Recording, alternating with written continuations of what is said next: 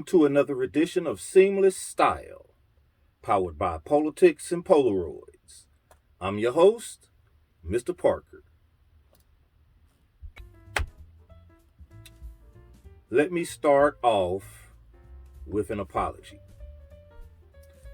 I apologize to all of you guys, friends, family, countrymen. I apologize to you all because I lied to you.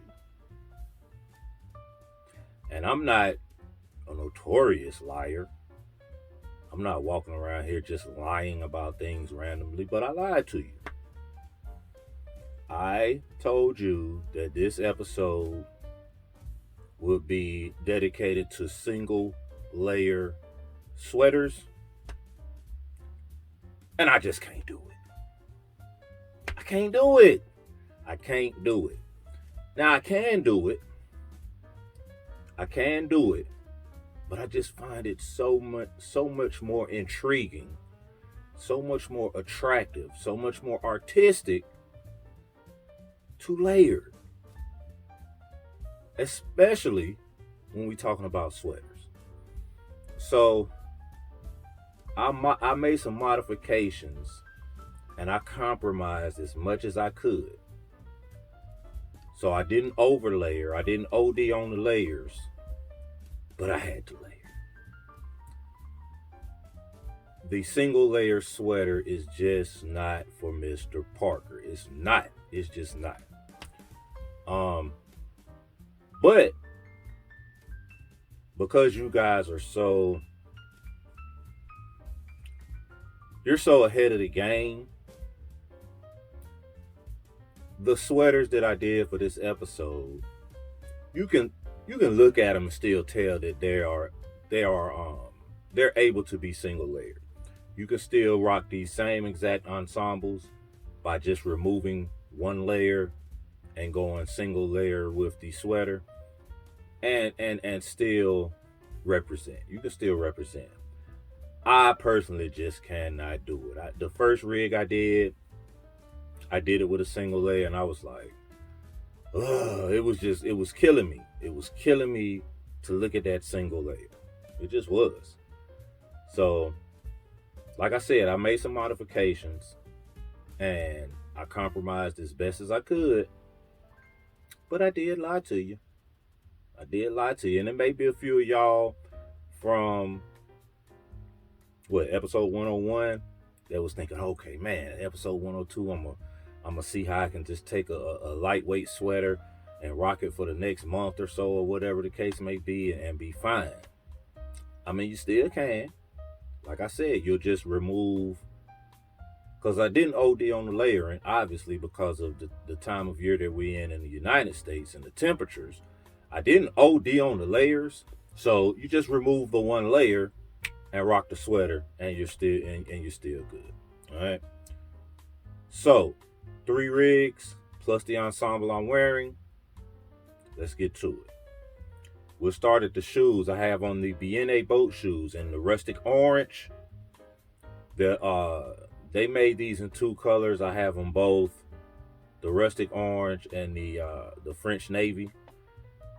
The rustic orange is a boat shoe that has the penny loafer inspiration here. So I actually have pennies in them, but this is actually a boat shoe, as you can tell by the sole and just the way it's constructed. It even has that boat shoe attached string in the back here, trimmed leather with the canvas here. Beautiful shoe. I went raw dog with them, no socks. You can do socks, but I didn't want to add any other colors, and I also didn't want to go matchy. And the 3 pair of socks I was looking at were all nautical inspirations. 2 were nautical flags. 1 was yacht, all over yachts, and I just didn't want to add any more color to the ensemble. Straight fit twill pants. They have a look and feel of denim, but they are twill.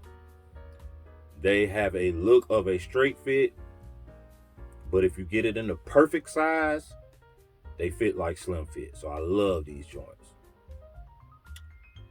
Up to the top, I went with the white, green, and navy Yacht Club crew neck sweater with the extremely detailed embroidered Yacht Club logo here. And I went with an estate collared dress shirt in royal blue and white stripe. No neckwear. If I was to put anything around my neck, it would be a bandana. A bandana tied in the front, the tie tucked in, just to give it that fresh off the water look. You could do an ascot, you could do a bow tie, you could do a necktie, or you could go no neckwear. If I was to do neckwear, it would be a bandana. And finish it off. Oh, and all of this is Blue Label, by the way. And then finish it off with a Rugby Ralph Lauren all over nautical flag cabbie. All right, that's my look. I got 3 rigs for you. So without any further ado, are y'all ready? Me too. Let's go. First look, we went with this beautiful Pima cotton. Beautiful piece of iconography. Just a beautiful visual. It's obvious to me that this is yacht racing.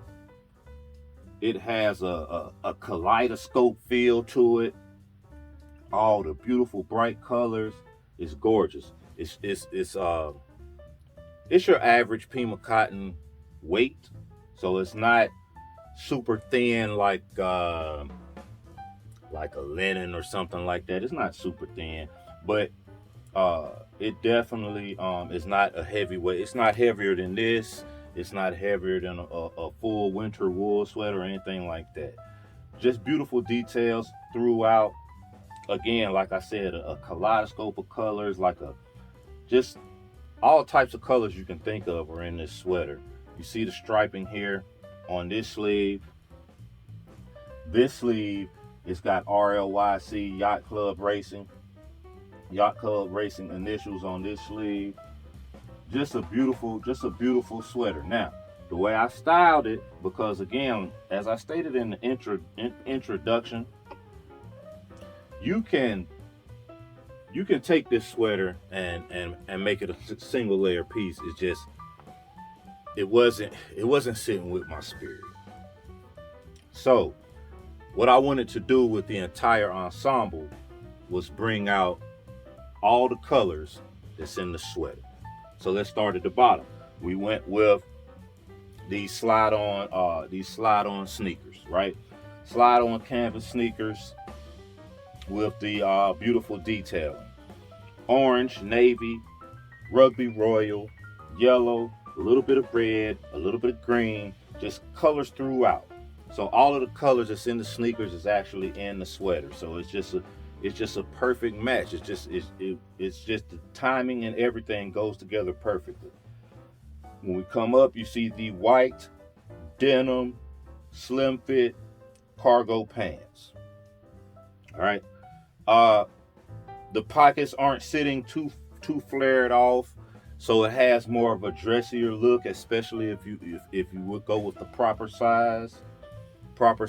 Don't go too big, don't go too small. If you're a 36 waist, if you're a 38 waist, go with a 36 or a 38. Lengthwise, you can play around with it because it is actually a Sullivan slim fit cut. So if you like me and you like to be able to have cuffs and still have the length to your ankle bone, you can do that. Move up again, we see the Yacht Club sweater. You see all the beautiful colors. I'm gonna stick here for a while because I want you to see that every color you saw in the sneaker is in this sweater here. It's a crew neck pattern. It's a crew neck style sweater with the almost like a cricket pattern at the neck. So I mean, this is just a lovely piece. This is just a lovely piece. Beautiful colors, beautiful detailing, especially for mostly screen printing. The letters on the sails of the yachts is embroidered. Okay, everything else is screen printed. So that's a nice little inconspicuous detail. I went with RL Automotive's eyewear here just because of the look of the wider glasses. It almost gives it an aviator style to it. And then the layered piece is a big pony polo knit shirt. The actual pony is yellow. The shirt itself is orange. It has Kelly green and Rugby Royal inside of the placard and trimmed around the neck. So even the layered piece coordinates well with the star of the show, which is this crew neck sweater, this yacht club sweater. So you get you have a bunch of different colors. You could bring one color out, you could focus on one color, but here we were actually able to focus on every color. And that's just what makes this entire ensemble unique. Now, is it flashy? Yes. Is it overbearingly flashy? I don't think so. I think it's a pretty good mixture, a pretty good blend of not only style but theme, because these slip-on sneakers, they sing to as far as the style of shoe, it sings to something that you would wear on a yacht. Then the colors and the patches and the logos on it scream to a collegiate type of Ivy League sport, which yachting kind of falls under. So your entire look is just totally coordinated, not only in color but in theme. And this is a win-win-win-win-win. Looking at this second look, you can definitely see where we went. We went with the brother, the cousin, the best friend of the first ensemble. This particular crew neck sweater, Pima cotton, lightweight. This particular sweater, however, is dedicated more towards the sport of rowing, the sport of crew. Now we have a lot of the same colors in this sweater that we did on rig 1, on the first rig. However, we added a flare of orange that is a lot more flamboyant, a lot brighter than the orange in the first rig. This electric orange, you can call it electric orange. That's what I like to call it. Fluorescent orange, highlighter orange. This is a very bright orange. Well, guess what? The same pants I'm wearing, which is the straight fit twill pants. These are the same exact pants, but in orange. So you as long as you go with the proper sizing, you get that same look and feel with these pants here. All right. I even went a step further and put the ribbon belt on with these particular pants, and then of course we did a traditional white with navy blue small pony knit polo as the layered piece. Now, again, you could still wear this sweater without a layered piece. It's just not for Mr. Parker. That's it. That's all. Solo, single, no more, no less. All right. Your oars here, giant oars going across that have the American flag, the Italian flag, and the Union Jack. So, international. We internationally rowing as opposed to collegiate. Pair of aviators to finish off the look. And then also you saw in the picture-in-picture, you saw the sneakers.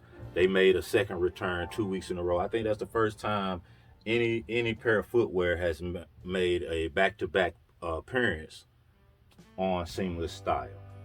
But the white Vaughns with the royal blue trimming, I just thought it went perfect with the amount of royal blue that's in this particular piece, plus the ribbon belt.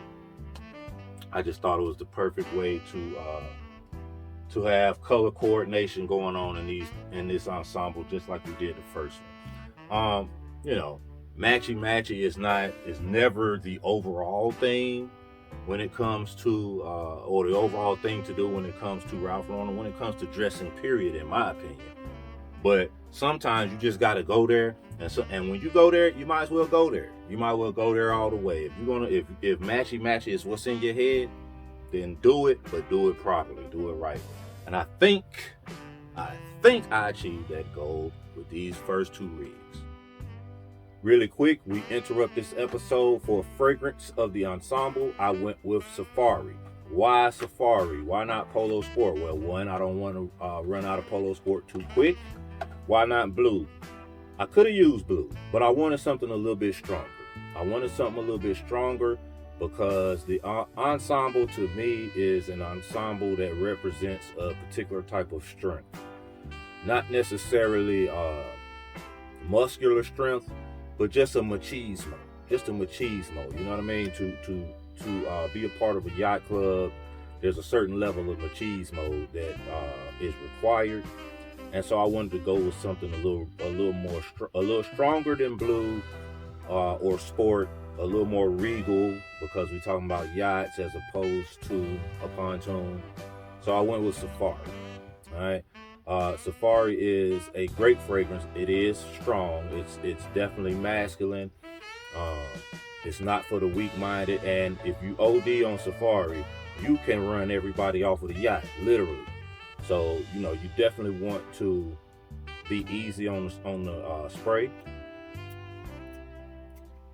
But Safari is a great fragrance to go with this particular ensemble. For our last look, we went with a single layered look here. This is a merino wool sweater, navy, college green, small polo player, and a pair of 6-inch Madras shorts, 6-inch inseam. So they're a little short. Now, as you guys may know from previous episodes, my torso is long, my legs are short for a guy that's 6'4". So 6-inch shorts on me may look different from the gentleman who has a 34 inseam or a 36 inseam or even a 33 and a half inseam. My actual inseam is 31 inches. So I do anywhere from 30 to 34 inch when I do pants, just depending on how I want the pants to look. But my actual inseam is 31. So 6-inch shorts on me comes to about right here, which is a decent look. I'm cool with it. No discomfort, no self-consciousness. I like the look. But this is a single layered look, and I'm gonna be honest, I can't do this. So much more me. So much more me. Now, granted, the difference between this look and doing this on a single layer scale is probably about 10 degrees. 65 degrees in North Carolina to 70, I can rock this. If we start talking about 74, 77, 80, one of these two layers got to go. And to be honest, merino wool is in this particular instance, it's a thinner weight, but that merino wool probably gonna go, and I'm probably just gonna rock the Oxford. But you can do this in a single layer, like how we had it. Roll your sleeves up. It's a great look. This is more Mr. Parker, and I don't know, man. Just the single layer look. I'm still trying to get used to it, but it's just not me yet. But a sweater like this, or a sweater like a crew neck version of this, but maybe in a Pima cotton, with a nice pair of plaid or Madras 6-inch shorts, nice pair of shoes like what we have with this particular ensemble, just a nice clean brown pair of dress casual shoes. It's a perfect look for spring. And just depending on what the temperature is outside, what the wind is doing outside, is it mostly sunny, partly sunny, is it overcast, all those things can be taken into consideration as to whether or not you're going to do a single layer or if you're actually going to layer it with a shirt. But at this point in time of the year, through most of the country, I mean, you're not gonna do triple layers right now. No, you're not gonna really do triple layers. Now I know up in Michigan, in Detroit and Green Bay, man, I think they actually got some snow last week. So, the weather is still crazy in some parts of the country, but for the overwhelming majority of the country, it's starting to become shorts weather. You're starting to have to reduce layers down to even single layers or no more than 2 layers. So, It's just an acquired taste. It's hard for me to fully grasp that single layer for me. However, when I see certain things done a certain way, I understand when it works, and and that's just it. And with Ralph Lauren, there's always possibilities. Those possibilities can feel like endless possibilities just when you're talking about the temperature outside, because you could take these two layers, make one a single layer, but use the other layer, which is the crew neck sweater, as just an accessory. Just use it as an accenting piece. And then if you mess around and find yourself still out and about on that Saturday or Friday or Sunday, whatever day it is, you still find yourself out and about when the sun goes down, the temperature drops some. You can always throw the sweater back over top of the Oxford, and there you go. And that's another episode in the books. So this episode, we featured single layered sweaters for springtime, for certain springtime temperatures. Again, my apologies. I could not rock the single layers. I just couldn't do it. Every ensemble called for at least one layer. But again, as I stated before, each one of these sweaters you can rock with you can rock the entire ensemble as they are on the rigging. Just remove the inner layer and go with the sweater alone, and you'll be fine. All right. I want to talk about something. Wage disparity has been a thing, especially when you consider wage disparity with black women. And it's legitimate. It's not a gripe. It's not a complaint. It's not any of those pacifying connotations that somebody might try to throw out there. No, it's a thing. It's definitely a thing. But here is the other thing. It's not limited to black women. I think that and you know what? It's not limited just to black women. It's not limited just to women in general. I think a lot of times women are underpaid for jobs that men doing the same job seem to get paid more for. And that's just not right. But what I want to talk about are these companies that aren't paying some of the greatest creators of our generation because of their ethnic background. Yeah, I'm here to talk about it today. Spotify giving Joe Rogan, I think it was 150 million, 200 million, it was an astronomical number. If you do the research, because a lot of this is public knowledge, I'm not going to go into detail on it. You can do the research for yourself, but that money that they gave Rogan was to clean up a mistake that Spotify made, which was not paying Joe Budden what he was worth. That cost Spotify in the end when Joe left. They didn't think Joe would leave. That's what that was. It's intricate, but a lot of it has to do with not knowing exactly how much a stream is worth. And companies like Spotify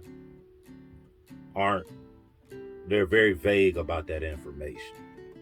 Now, whether it's because they don't actually know or they're not willing to divulge the information, I refuse to believe that they don't know how much a stream is worth. Okay? But Joe deserves to be paid. Joe is the reason that a lot of people are in this space right now. Joe is a reason that a lot of people are trying to get into this space right now. Joe deserves to be paid. Joe Budden. I don't know about Joe Rogan. You want to know the truth? I don't watch Joe Rogan. Never have. Never will. Call Me Daddy podcast. 2 women. Salacious title. Uh, definitely, definitely made to grab a male audience who love TNA. Now I don't know if you get TNA when you watch their podcast, because again, I don't watch their podcast, but they got a huge bag from Barstool, I think. And then one of those girls got an even bigger bag to do her own podcast. I think it's same sports related podcast. Where's Joy Taylor's bag? If I want to, let's say I'm a supremely shallow man, and I want to actually watch a beautiful woman talk sports and talk it on the level of a man. I don't know these two girls over here, but I know Joy Taylor. I know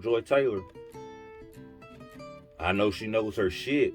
I know that I can count on one hand how many women in sports have the knowledge, know-how, wherewithal, and just overall experience that Joy Taylor has. Where's her bag?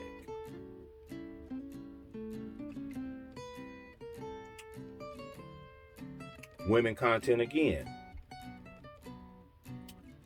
See the Thing Is podcast, which is Mandy B and Bridget Kelly. They were once on the Joe Budden podcast. Where's their bag? They recently inked a deal, but it was peanuts compared to the Call Me Daddy podcast. Now, their lanes are two completely different lanes. The Call Me Daddy podcast is about sports, mainly about sports, but I'm just wondering, why is there such a disparity in ethnic podcasts getting to the bag? The numbers are the same, if not bigger. As far as views, the numbers are the same in that realm with black folk than in other realms. Corey Holcomb, 5150 show. He's doing big numbers. But this dude from over there across the sea, across the ocean in the UK, Pierce Brosnan, or whatever the case may be, this guy got fired from his show over there for what he said about Meghan Markle and how he was always throwing darts at Meghan Markle, and it was obvious it was a racial thing. This dude he gets another show. It's like I don't you do something to the point that they feel like they have to terminate you because you're a blatant racist. But really, it's just lay low for a year and then you can come back. The old dude, Don Imus, same with him. Called the Rutgers women's basketball team a bunch of nappy head hoes. Fired him. He was back a year later with another gig, paying just as much, if not more. The only way that you can make change is by affecting the dollars. That's the only thing these companies understand. That's all they know is the dollars. We can't keep talking about shopping black owned only, or supporting black business and this, that, and the third, and we feel like we're doing our job because we bought somebody's t-shirt merch. That's a good thing. But we got to start thinking bigger now. We got to start thinking bigger. So if that means you got to turn your tablet, your iPad on and put it on New Rory and Maul, go to their channel and just let it play and let it continue and then walk off and do something else, hey, do it. We got to start supporting all black business. So that includes supporting the Black Effect Network, which is owned and operated by Charlemagne the God. And he's not one of my favorite people in the world. But at the end of the day, some of the shows that's on the Black Effect Network are great content. We got to start supporting that. We got to continue supporting Joe Budden. We got to continue supporting New Rory and Maul. We got to continue supporting See the Thing Is. We gotta support Joy Taylor and the Maybe I'm Crazy podcast just so she'll get back to doing that. Um, I don't know her. I haven't talked to her, but I can only assume that she stopped recording it because she got frustrated with it. But her content was great. Her content was amazing, especially when you're talking about sports and the point of view that's different from what you see on TV Monday through Friday from 7:30 in the morning till 5 o'clock in the afternoon. The same stuff regurgitated over and over again. Her podcast was great, and I'd love for her to get back to work. But people expect to get paid for their outstanding service, and it all starts with us. We got to start supporting this stuff, man. We got to start supporting it. That's the only way these people are going to see the fair income they deserve. That's the only way this channel is going to get to the numbers it needs to get to for Ralph Lauren to offer a bag for this product. I honestly have the greatest Ralph Lauren content on YouTube. I have the greatest Ralph Lauren content on YouTube because I have my own lane. I'm not going to disrespect anybody else's platform, but I have the greatest content, Ralph Lauren exclusive content on YouTube. The only way this platform gets bigger is if the numbers are consistent and the product is outstanding. So I'm gonna do my part. I need y'all to do y'all's, and but not just for me. Like I said, for every other content creator, especially people of color that are working hard to put out great content consistently. We got to support these people. We got to say no more of the bullshit, no more of the wage disparity, no more just throwing money at this to not have to throw money this way. No more of that bullshit. That's just my thoughts. And last but not least, and this has nothing to do with that, but gentlemen, know your worth. Know your worth and take pride in being a man. Don't let anybody emasculate you or disrespect you or make you feel like it's a bad thing to be a man. It's not. It's a great thing to be a man. It always has been. I raised 2 daughters into being great women, but I also raised 2 sons into being real men. Real men. Traditional, take care of your house men. So I pride myself on that. But it wasn't a hard job because my mother and father raised me to be a real man. And they raised me to have pride in being a man. It's all about giving respect and demanding respect. So don't let anybody discourage you or make you think it's not a great thing to be a man. It's a fantastic time to be a man. Hold your head up high, be proud, and carry yourself accordingly. Because when you step out that house, sometimes it seems like everybody's against you. People that look like you, people that don't look like you. People that's supposed to be riding for you, and it don't seem like they riding for you. It feels like the world is against you sometimes when you step out the house. And all you can do is you can't wait to get home and step in your house where it's supposed to be peace. And then you step in the house and it ain't no peace. But through all of that, you're expected to maintain your composure and be a man. Well, that's what you do, right? But don't let nobody tell you that ain't a good thing. It's a great thing to be a man. So hold your head up, fellas. I'm with you. I'm riding with you. All right? Hit that like, hit that subscribe, and tell a friend, because we here. All right? Artists paint pictures, haters paint narratives.